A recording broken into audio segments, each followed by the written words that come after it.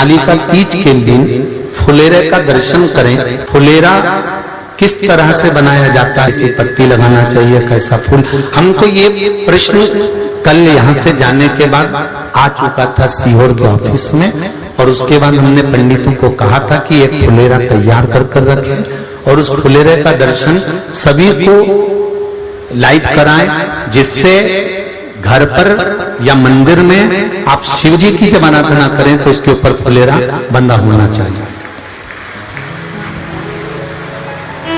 जैसे ये शिवलिंग आपने बनाया बालू रेत का, मिट्टी का, जो शिवलिंग का निर्माण करा है, उस शिवलिंग का निर्माण करने के बाद में आपके मध्य में जब आप शिवलिंग बनाते हो घर के अंदर हॉल में या मंदिर में, तो ऊपर कोई कुंडी वगैरह लगी हो, पंखा लगा हो, उस पे से रस्सी बांध कर लेकर आकर इस फुलेरे को इस तरह से शिव जी के ऊपर लटकाया जाता है। इसको फुलेरा कहते हैं। ये भगवान शंकर का अखंड सौभाग्य देने का फुलेरा होता है, जिसको माता पार्वती जी, उमा, कात्यायनी देवियों ने इसका स्मरण किया।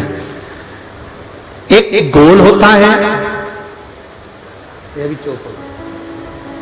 गोल, चौकोर, तिरछा, जिस तरह से भी बनाना हो, पर शिव जी के ऊपर नीचे शंकर भगवान होते हैं। ये थोड़ा ऊंचा, जिससे पूजन भी आराम से हो जाए, इसको ऊंचाई की ओर लगाया जाता है, जिससे भगवान, जैसे अपन जलाधारी लगाते हैं, उसी तरह से इस फुलेरे को लगाया जाता है। तो इस फुलेरे में कहीं ना कहीं पत्तियों को भी लगाना चाहिए। माला के साथ में कोई आम की पत्ती हुई, अशोक की पत्तियां हुई, उसका भी स्मरण इसमें आता है महाराज, उसका भी स्मरण। जैसे भगवान देवाधिदेव महादेव का शिवलिंग का दर्शन हो गए सबको फुलेरे का, अरे जम के तो बोलो, हो गए ना। और जितने लोग आस्था पर सुन रहे हैं, जितने लोग फेसबुक यूट्यूब पर सुन रहे हैं, अगर आपके स्मरण में फुलेरा नहीं हो तो उसका दर्शन अवश्य करिएगा।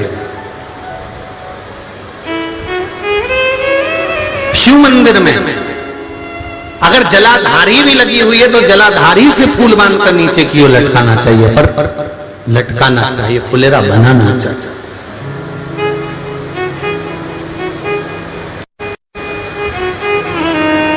सात फल हैं फुलेरा के। कितने फल हैं? 7। ध्यान दीजिएगा। पहला, फुलेरा जो नारी व्रत करती आती है और व्रत कर्म उसका चलता रहता है, उस व्रत कर्म के अंतर्गत मान लो किसी कारणवश बीमारी में, कोई गमी के अंतर, कोई सूतक सावड़ के अंतर्गत अगर नारी पूजन नहीं कर पाती है, पूजन नहीं कर पाई और उसने केवल फुलेरे का दर्शन ही कर लिया, अपने पलंग पर पड़ी पड़ी भी फुलेरे का दर्शन कर लिया है, तो नारी को हरतालिका तीज के व्रत का फल प्राप्त हो जाता है। 7 फल हैं भगवान शंकर के हरतालिका तीज के फुलेरे का। पहला फल व्रत का मूल। दूसरा, यदि कोई नारी आई और उसके संतान नहीं, 10 साल, 8 साल, 5 साल, 6 साल, 7 साल, 12 साल, 15 साल हो गए, उस फुलेरे का मात्र स्मरण कर एक पुष्प भी उसने अगर हल्दी कुंकू का लगाकर उस फुलेरे का टच कर भगवान शिव के पावन चरणों में रख दिया है और विनती कर गई है, तो अगला फुलेरा वो खुद बनवाती है, उसकी गोदी में संतान आ ही जाता है। अगला फुलेरा वो खुद बनवाएगी, के जाएगी, जी अगली बार फुलेरा मेरी तरफ से बनवा देना, मंदिर में फुलेरा मेरी तरफ से लगवाना, अगली बार जब तुम पूजन करो तो फुलेरा मेरी तरफ से बनवाना। ये फुलेरे का मार्ग। तीसरा, महाराज हम कोई दान, गौदान, हरतालिका तीज की किताब है आपके यहाँ, जो लोग पढ़ते होंगे हरतालिका तीज की किताब, उसमें लिखा है ब्राह्मण देव को ये दान देना है, ऐसा दान देना है। अब कोई गरीब है, कोई साधारण है, नहीं है किसी की कैपेसिटी, नहीं दे सकता, तो क्या होता है? तो कहा हम गौदान नहीं कर पाते, हम स्वर्ण दान नहीं कर पाते, हम वस्त्र दान नहीं कर पाते, हम मुद्रा दान नहीं कर पाते, हम अन्नदान नहीं कर पाते, हम ये सारे दान अगर नहीं भी कर पाते हैं तो शिव महापुराण की कथा कहती है तीसरा फल फुलेरे का है कि मात्र फुलेरे का दर्शन स्पर्श कर लेने से सारे दानों का पुण्य फल प्राप्त हो जाता है। यह तीसरा फल फुलेरे। अब हरतालिका तीज का फुलेरे का चौथा महत्व है महाराज। चतुर्थ महत्व हरतालिका तीज के फुलेरे का है, जो कुंवारी कन्या हरतालिका व्रत करती है,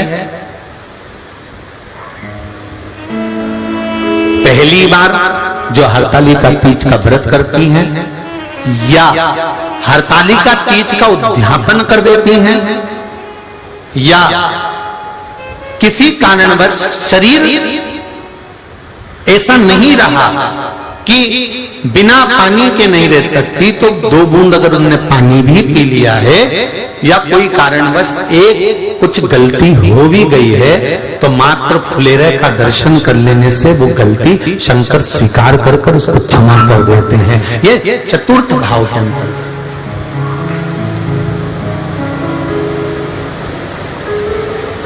फुलेरे का अगला वर्णन करा गया महाराज शिव तत्व की ओर, शंकर भगवान की ओर। हम ना काशी जा सकते हैं, हम ना सोमनाथ जा सकते हैं, हम ना किसी स्थान पर जाकर एकांत में भगवान शंकर का स्मरण कर सकते हैं। मान लो हमें एकांत में बैठकर शिव की भक्ति करना है, किसी मंदिर में किसी देवालय में जाकर भक्ति करना है, तो फुलेरे का मात्र दर्शन करने से, पूजन स्मरण करने से उस भक्ति का फल भी हमारे खाते में आ जाता है। और फिर अगला आखिरी का जो वर्णन किया गया है वो कहा गया कि पार्वती मैया गुफा में जाकर भगवान का भजन करती थी, शिव का स्मरण करती थी और फिर अपनी सहेलियों के साथ बैठकर शंकर का स्मरण करा, जिसका फल पार्वती को मिला। तो कहा हम ना किसी गुफा में प्रवेश कर सकते हैं, ना हम किसी गुफा में या जंगल में जा सकते हैं। इस फुलेरे के नीचे शंकर भगवान की जब अर्चना करते हैं, आराधना करते हैं, हरतालिका तीज के दिन फुलेरे के नीचे हम भगवान शिव की पूजन करते हैं, तो हमारा वन में किया गया भजन का फल ही हमको प्राप्त हो जाता है। ऐसे फुलेरे का हरतालिका तीज का पूजन व्रत कुंवारी कन्या कर सकती है, शादी होने के बाद भी नारी कर सकती है। अंतिम अवस्था तक प्राण छूटे तब तक हरतालिका तीज का व्रत नहीं छोड़ना चाहिए। एक व्रत हमेशा याद रखो, एक एकादशी और एक हरतालिका। हाँ इतना जरूर है, ज्यादा शरीर बेकार हो गया, बुढ़ापा आ गया, शरीर नहीं साथ दे रहा, तो कुछ फल खा लो, कुछ चाय दूध जूस आप लेकर कर लो। इतना भी नहीं बने, शरीर बहुत ही बेकार हो गया, तो आप एक समय फल का फलहार धारण कर लो, ठीक है। पर हरतालिका व्रत करने वाली माताएं भले उद्यापन कर दे, तो उस व्रत को थोड़ा हल्का कर लो। उद्यापन करा मतलब तुमने व्रत को हल्का कर लिया, थोड़ा हल्का कर सकते। हरतालिका तीज का जो व्रत का उद्यापन करते हैं उसमें 5 चीज रखते हैं ना, 5 कपड़े स्त्री के, 5 कपड़े पुरुष के, 5 तरह का अनाज, 5 तरह का फलहार, 5 तरह का फल।